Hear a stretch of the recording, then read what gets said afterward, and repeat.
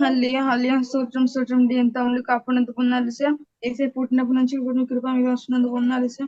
ఈ వరల్డ్ లో ఉన్న వాళ్ళందరినీ బ్లెస్ చేసి దీవించండి సార్, ఆశీర్వదించండి సార్ యేసయ్యా.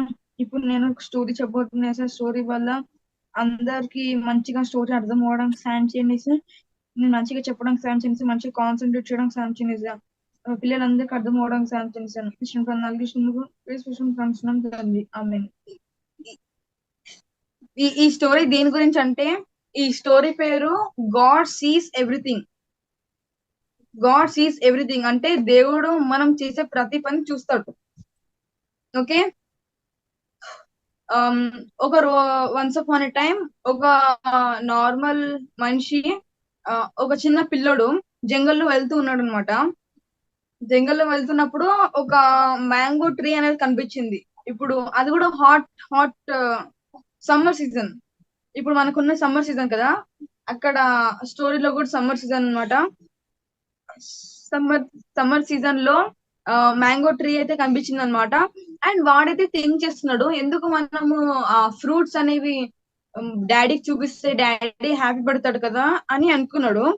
అండ్ గోడ ఎక్కి మ్యాంగో ఫ్రూట్స్ అనేవి తీసుకున్నాడు అనమాట. సో డాడీ హ్యాపీ పడతాడు. ఓకే. అయితే ఫ్రూట్స్ ఓనర్ ఉంటాడు కదా, యజమాని అంటే ఓనర్ చూడక ముందే తీసుకుని వెళ్ళిపోయాడు అనమాట. అండ్ ఇప్పుడు ఆ మ్యాంగోస్ అనేవి షర్ట్ లో ఒక చిన్న కవర్ లో వేసుకుని వెళ్ళాడు అనమాట. ఫైనల్ గా వాళ్ళ డాడీ దగ్గరికి వెళ్ళాక డాడీ అన్నారు, నువ్వు ఇది కొన్నావా అని అంటే, లేదు డాడీ నేను ఇది కొనలేదు, తీసుకుని వచ్చాను బయట చెట్లో ఉంటే అని అంటే, ఎందుకు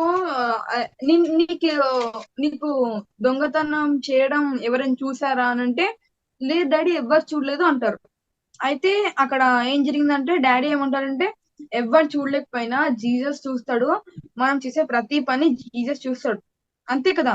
ఇప్పుడు మనము ఈ స్టోరీ ఎందుకంటే, మీరు ఏ మిస్టేక్ చేయకముందు, ఏదైనా ఏ మిస్టేక్ చేయకముందు మీకు ఈ స్టోరీ గుర్తు రావాలి.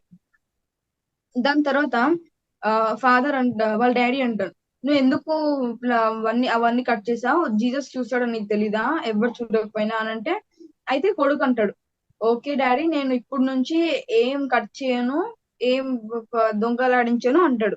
అండ్ కొన్ని ఇయర్స్ తర్వాత చిన్న పిల్లోడు పెద్దగా అవుతాడు. అండ్ అప్పుడు అన్ని ఇయర్స్ తర్వాత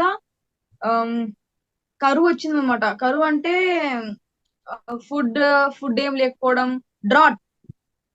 కరువు అంటే తెలుసు కదా మీ అందరికి.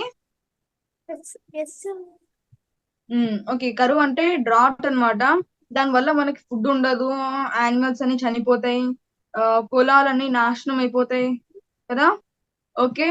ఇప్పుడు ఆ ఆ బాబు అనేవాడు వాళ్ళ డాడీ ఏమో ఆ ఫీల్డ్ కి వెళ్ళి, అదే ఫార్మింగ్ ప్లేస్ కి వెళ్ళి, వేరే వాళ్ళ ఫార్మింగ్ దగ్గరికి వెళ్ళి సన్ కి చెప్తాడు, నేను ఇవి కట్ చేస్తున్నాను, ఎవరైనా వస్తే నాకు చెప్పు సన్, నేను కట్ చేస్తున్నాను అంటే, రైస్ ప్లాంట్స్ ఉంటాయి కదా, ఇప్పుడు వాళ్ళు సర్వైవ్ చేయాలంటే వాళ్ళు తినాలి కదా.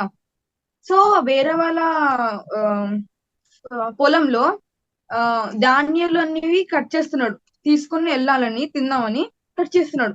సో అప్పుడే సన్ చెప్తాడు, డాడీ నీకు ఎవరో చూస్తున్నారు, రండి రండి రండి అని అంటే, డాడీ వచ్చి చూస్తే ఎవరు చూడట్లేదు. అప్పుడు ఫాదర్ సన్ కి అంటాడు, ఎవరు చూడట్లేదు కదా నాకు, ఎందుకు అలా చెప్పినావు అంటే,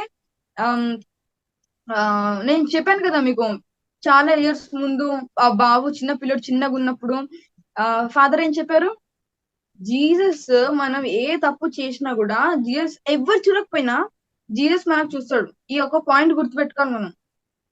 ఓకే. జీసస్ మనం ఏ తప్పు చేయకముందు మనం ఒకసారి ఆలోచించుకోవాలి. ఇప్పుడు మీ లైఫ్ లో ఏదైనా మిస్టేక్ చెయ్యకముందు కదా, అసలు మిస్టేక్ చేయకూడదు మనం. ఎందుకంటే we believe Jesus. Okay. And మనము ఏ వర్క్ చేయకముందు అది తప్పు రైట్ ఆలోచించి చేయాలి. ఇంకా మనము జీసస్ చూస్తున్నాడో లేదో కూడా చూడాలి. ఎందుకంటే ఇప్పుడు మీరు బైబిల్ క్లాస్ విన్నారు కదా, ఇది కూడా జీసస్ చూస్తున్నాడు. మనం ఇక్కడ ఏం చేస్తున్నాం అన్ని జీసస్ తెలుసు. ఎప్పుడైతే జడ్జ్మెంట్ డే వస్తుందో అప్పుడు ఈ మిస్టేక్స్ అని రివీల్ చేస్తాడు. ఇప్పుడు మనము జీసస్ తో హెవెన్ లో ఉండాలంటే ఏం చేయాలి? అందరికి హెల్ప్ చేయాలి. ఎవరికైనా ఆత్మ ఫలాలు తెలుసా? ఆత్మ ఫలాలు అంటే ఫ్రూట్. ఆత్మ ఫలాలు అంటే ప్రేమ, సంతోషం, సమాధానం, దీర్ఘశాంతం, దయాళుత్వం, మంచితనం, శాంతిత్వం, ఆశా నిగ్రహం. ఇవన్నీ క్వాలిటీస్ మనలో ఉండాలి. ఒకరి మీద ప్రేమ ఉండాలి. ఓకే. ఈ ఆపర్చునిటీ ఇచ్చిన సజీవాణి గ్రూప్ కి థ్యాంక్స్.